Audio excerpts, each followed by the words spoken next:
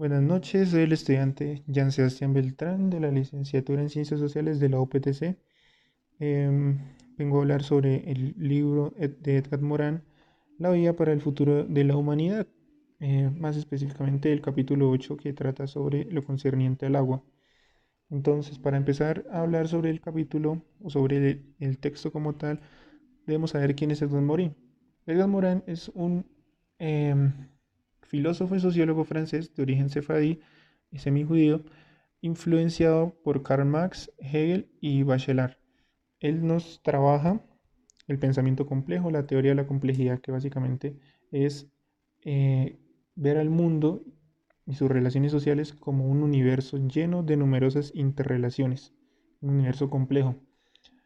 Entonces, esto nos va a servir mucho a la hora de entender lo que es en sí el libro de Edgar Morin. Después, bueno, empieza a tratar el tema del agua en el capítulo 8 y nos dice, madre, el agua es madre de la vida, es constituyente de todas las células de todos los organismos vivos, es una necesidad cotidiana para todo el mundo, es un bien común a todos los seres humanos, sin embargo se ha convertido en una mercancía y se utiliza cada vez más como argumento geopolítico y geoestratégico. Bueno, nos empieza dando un diagnóstico en cuanto a un recuento de cifras de la falta del acceso del agua y de cómo algunos grupos de poder controlan y niegan el derecho básico al otro grupo. Nos pone el ejemplo de Sudáfrica, Brasil, Palestina, entre palestinos e israelitas, de cómo unos sufren o les falta el acceso al agua, pero eh, los otros básicamente lo exportan en sus mercancías. Eh, la escasez es básicamente se da por el deterioro de la calidad, la contaminación de ríos y el mar amenazan el plancton. Básicamente aquí se aplica el pensamiento complejo, ya que una cosa lleva a la otra. La contaminación de los ríos, eh, pues esta contaminación llega al mar y llegando al mar amenaza el plancton y el plancton es la fuente principal de alimento para los peces. Esto quiere decir que se va a, se va a perjudicar la población de los peces y pues uno de los principales fuentes de alimento de los seres humanos. Entonces también afectaría al ser humano. Es una cadena en la que se ve cómo todo está interrelacionado complejamente, el universo está interrelacionado y toda acción afecta a los demás participantes en esta cadena. Eh, Nos explica cómo el calentamiento de los ríos también amenaza a la población de los peces y pues obviamente eh, la comida de los seres humanos, ya que el agua de los ríos se utiliza como refrigerante en la industria. Conflictos geopolíticos. Básicamente empieza a decir el cómo em, un río no tiene límites, no entiende de límites políticos, de separación de fronteras. El río transcurre sin ningún tipo de bloqueo, por lo que pase en cierto punto del río, eh, o sea, en cuanto a impacto ambiental, en cuanto a contaminación, va a obviamente afectar al resto del río y a los demás países que dependen del río, por lo que se convierte en un conflicto geopolítico por el control del agua, ya que pues básicamente se está afectando a otro país y eso genera muchos conflictos.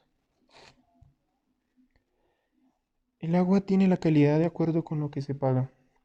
Básicamente el- la política del agua eh, la estamos en este ámbito neoliberalista, la estamos entendiendo desde una perspectiva de mercancía.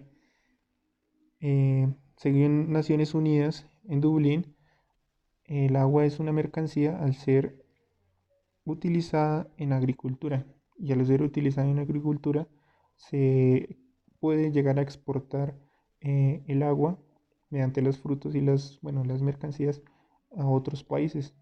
Entonces se muestra la paradoja de cómo mientras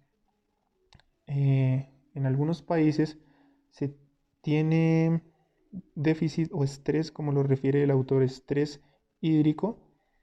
em, Básicamente se tiene importancia más a la hora de exportar, a la hora de generar una plusvalía, de generar ganancias, de seguir generando ganancias, y no se tiene en cuenta la otredad, no se tiene en cuenta las otras personas que necesitan de este agua para sobrevivir y para, pues, llevar una vida digna, disfrutable.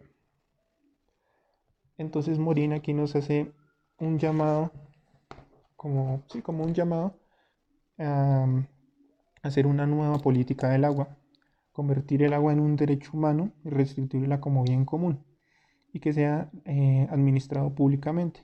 Aunque también nos hace algunas referencias de que muchas veces cuando se administra públicamente se tiende al tan conocido, em, ¿cómo se llama esta mierda?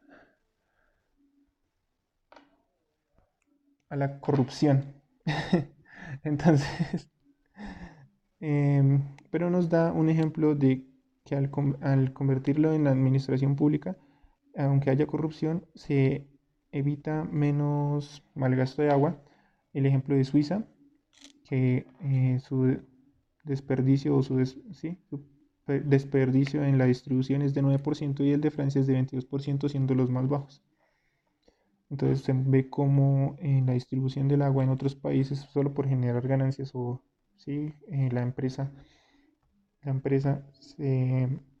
simplemente busca la ganancia y no piensa en que el agua es un recurso valioso, escaso y que es vital para la vida humana.